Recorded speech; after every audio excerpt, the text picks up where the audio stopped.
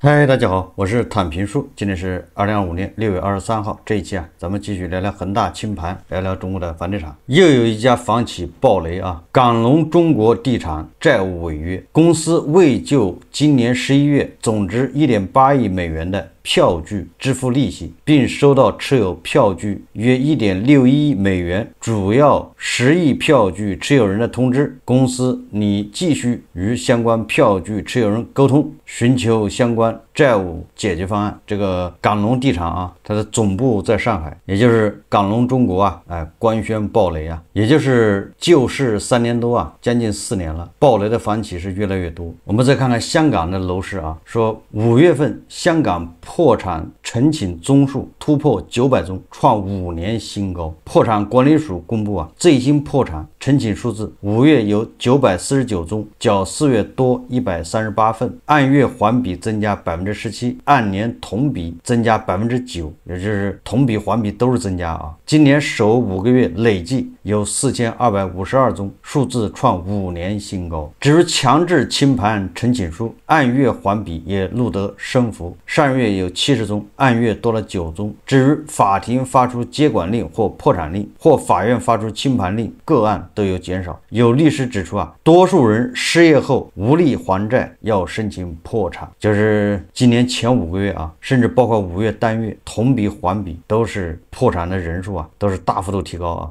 说明这个经济形势啊不太好。按照律师的说法，就是失业的人太多，失业以后无力还债，那只能申请破产，也就是韭菜啊还不了按揭，断供。这个不光是内地啊，香港也一样，也是越来越多。就这个房价还怎么涨呢？每日经济新闻报道啊，说李嘉诚北京项目7折销售活动取消，北京玉翠园老业主没等来差价补偿，顶着李嘉诚在京最后一个项目的光环。去年开盘时，玉翠园所在地块价值相比23年前拿地时已升值50倍。根据北京市住建委此前发布的信息，玉翠园准属销售面积9.3万平方米，包括9栋住宅楼，共计批准销售473套住宅，拟售均价介于9万到9.97万元每平米之间。今年初深思熟虑后，张毅这是每日经济新闻报道的一位业主化名，买了玉翠园一套140平方米的房源，单价超过8万元每平米。但万没想到，他购房后不久，项目就大幅降价促销。今年5一假期，玉翠园推出了一批特价房，价格最低约7万元每平米，与最高备案价相比打了约7折。彼时，许多家媒体报道，该项目5一假期现场人气比较旺，140平米户型卖得不错。玉翠园承诺给包括张毅在内的这批老业主价值100万元不等的装修礼包，这一度收获市场广泛好评。但仅半个月后，事情就发生了巨大转折。近日，每日经济新闻记者以购房者身份前往玉翠园营销中心，现场工作人员表示，目前项目已经暂停销售，前期的优惠也已经没有了，已经为5一期间以较高折扣买房的业主办理了退款。据美经记者了解，5一活动期间买房且同意退房的业主拿到了双倍定金，大部分活动期间买房的客户是交了20万元定金，所以赔偿也是20万元。玉翠园向老业主承诺的装修礼包也没了下文。什么意思呢？也就是有人叫停了李嘉诚在北京的这个房子销售，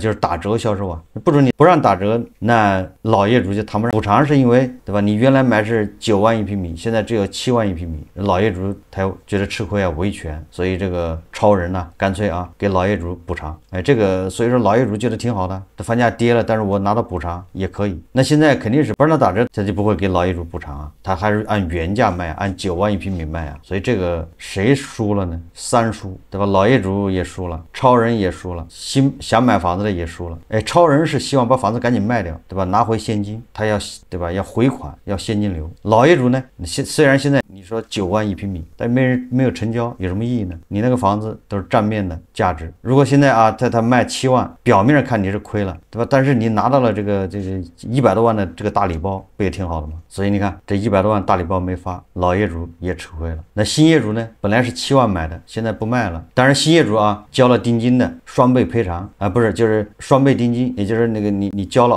20万退给你，完了还得补偿你20万。这个五一期间去看房决定买的人占了20万的便宜，这也不错啊，白赚20万呢。实际上，北京的楼市啊，现在压力是非常大的啊。我以前经常说租房，对吧？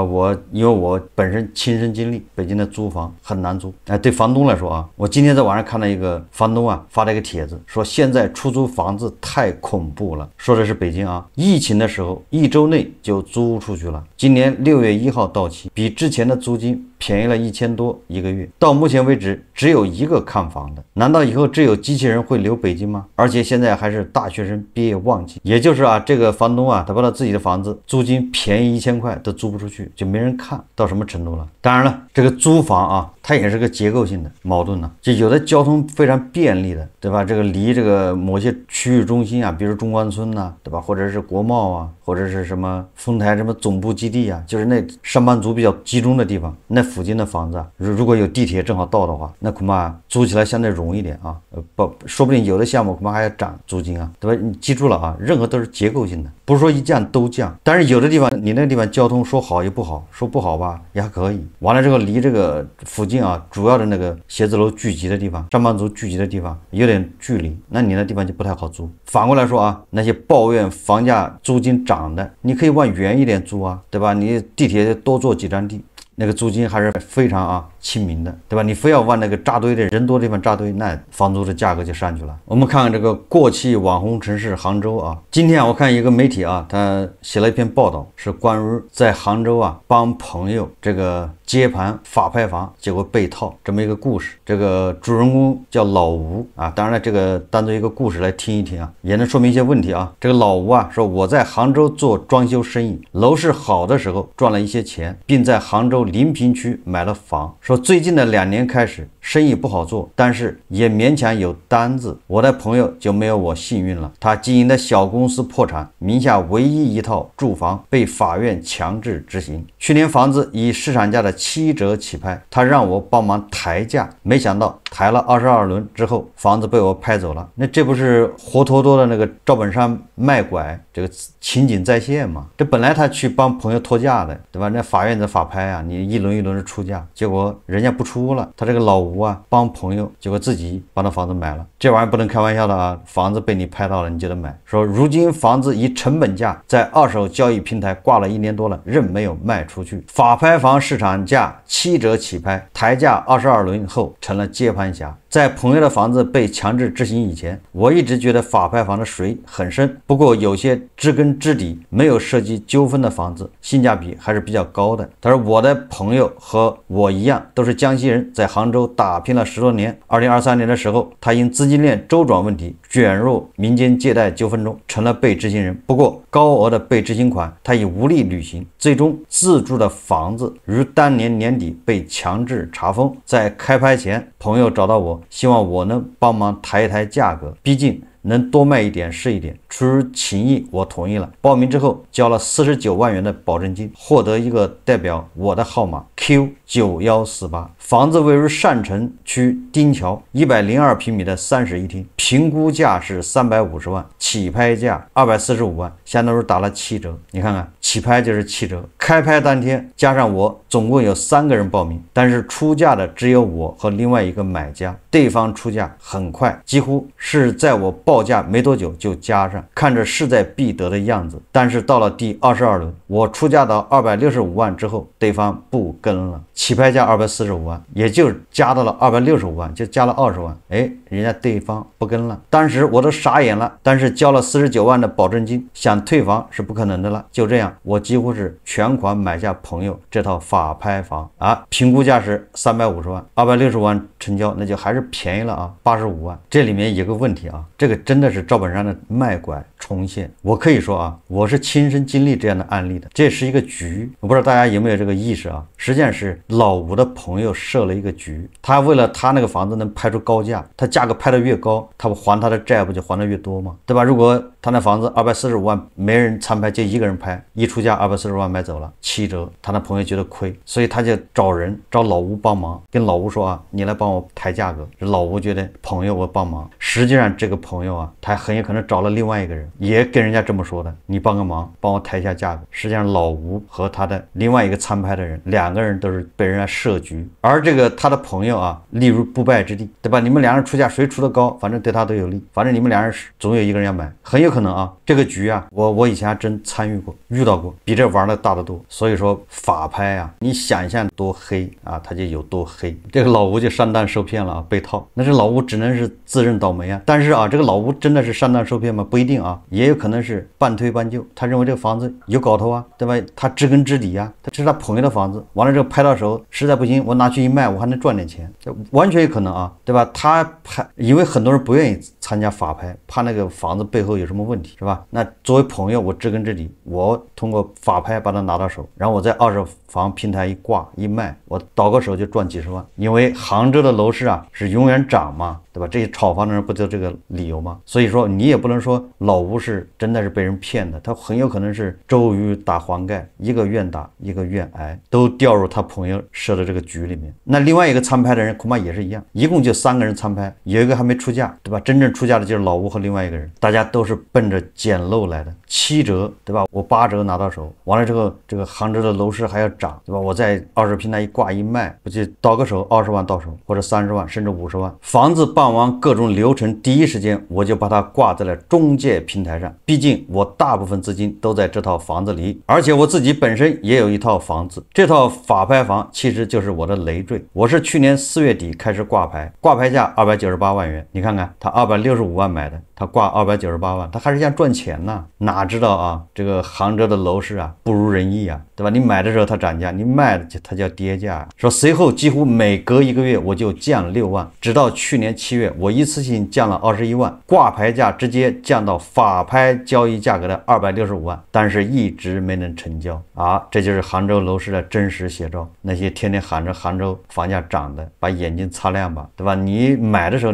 它是涨了，等到你卖的时候，你吐血往出卖吧。房子一直闲置也不是办法，于是去年我以每个月3000的租金租出去了，因为边租边卖，房租我给租户每月便宜了500块，约定房子卖出后他们要配合腾房，租客也很配合。今年年初的时候，租客有意向买下这套房，但是他们觉得房子价格有些贵了，可是260万是我的底线。如今房子卖了1年又2个月了，自去年7月调整挂牌价至265万之后，价格一直没有往下调。至于房子为什么难卖，我自己分析了一下原因。一方面，房子是法拍房成交，在挂牌的时候，我如实跟中介说了房子的情况，大家大概都会这种房子有些抵触的情绪。另一方面，就是整体大环境不好，房价一直下行，小区成交均价只有2.2万元每平米，而我拍下的是均价接近2.6万元每平米。也就是说啊，看似性价比很高的法拍房，放在大的下行背景下，也一样没跑赢。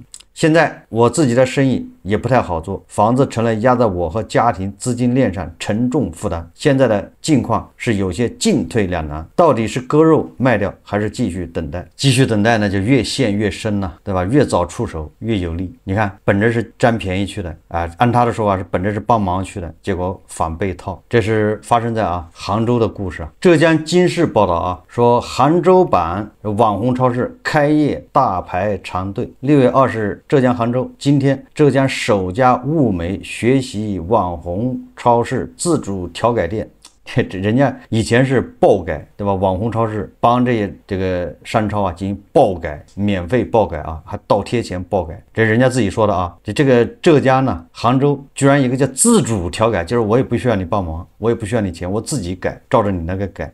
物美学习网红超市自主调改店，物美超市杭州拱墅万达店正式开业。浙江经视记者在现场看到，早上9点多，门店还未开门，周边闻讯而来的消费者就已经排起了长队。有消费者表示这个网红超市名气又大，总得来看看。据了解，物美的这次调改涉及到供应链、商品结构、品质、卖场空间、服务等多个方面，比如在高频购买区设置每日出清机制，门店设置食品安全检测室，并引入网红超市商品供应链结构80%以上的商品。根据负责人介绍为了调改彻底，还组织员工多次去许吕昌进行培训，你就知道为什么对吧？网红超市人多的原因了啊，好多都是同行跑去学习取经，基层员工薪资提升33%至50%，最低月薪达6000元。这个是发生在杭州的事情啊，这只能说明杭州叫黔驴技穷啊。杭州号称是新一线城市啊，当红炸子鸡有什么杭州六小龙，结果跑到一个4线城市去学习，这说明什么问题呢？黔驴技穷，没得玩了，哪儿有流量就蹭谁的流量，对吧？你看他是叫自主调改店，把自己跟他网红超市啊给他绑到一块，实际上就是搞流量。这啊，第二个呢，这对网红超市来说也不是好事，因为当全国的这些商超啊都打着这个旗号，说我这也是学网红超市，这就叫什么？走别人的路，让别人无路可走。哎，你模仿的越像，那个网红超市就死得越快。有很多人就说了，没关系啊，全国超市都学网红超市，那你卖网红超市的商品，对吧？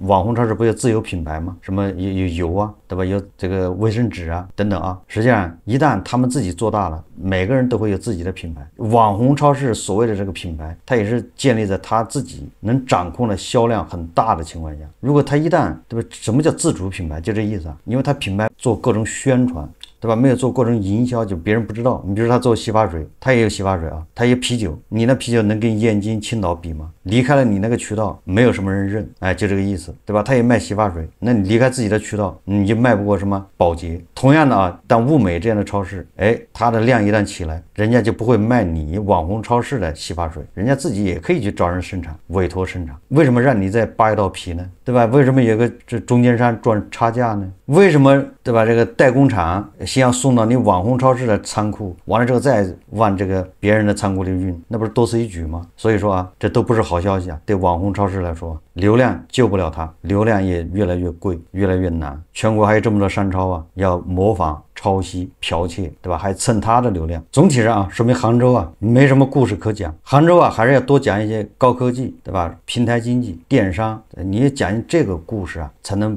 有可能啊把杭州的房价给稳住，对吧？你讲超市的故事，你给他员工发6000一个月，你指望他买房是吗？对吧？你给员工发1万，你就按照这个网红超市那个待遇啊，发1万，在杭州买得起房吗？那能把杭州的房价拖住吗？所以你只能讲这个高科技、人工智能、数字经济。说到中间商赚差价啊，这个华夏时报报道啊，说成都官方开始超市卖房，没有中间商赚差价。这个是华夏时报北京报道啊，他说伴随着网红超市的爆火，超市这一模式在电商时代反而走出了一条发展之路，例如商品都能够放到超市中售卖，那么房子这一商品是否也可以进入商超？目前由成都住房和城乡建设局打造的成都住房超市正式上线运营，该平台包含了大量成都在售新房楼盘，而透明健康，没有中间商则是主要卖点。成都房超开业，6月16日，成都住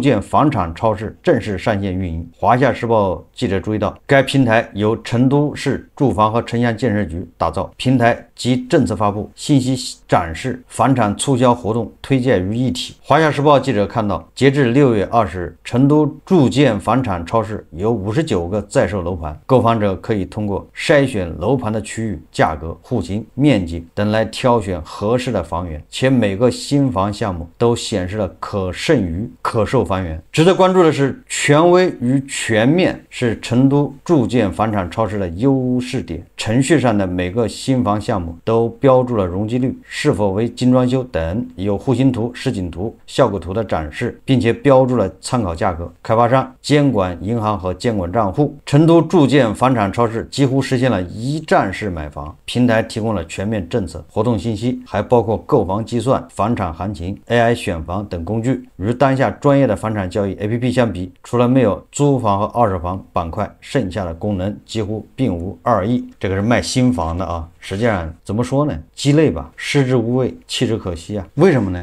你说假设你在成都啊，你想买房，你跑这 APP 上买干啥？你为啥不去那个现场呢？对吧？你要去现场看样板房，对吧？要现场看，你现场看不就跟那个售楼处的联系上了吗？价格一样，你为啥在那个线上 APP 上买呢？那玩意不是说买一卷纸，对吧？买一瓶水随便，那房子好几百万呢。所以说啊，这个地方政府也学坏了啊，动不动蹭这个网红超市流量，还没整明白网红超市是干啥的，完了他先去蹭他流量，反正大家的认可嘛，荒唐。好，这期节目啊，咱们就聊到这里，感谢大家收看。如果喜欢我的节目，欢迎订阅转发，也可以在下方留言评论，谢谢大家。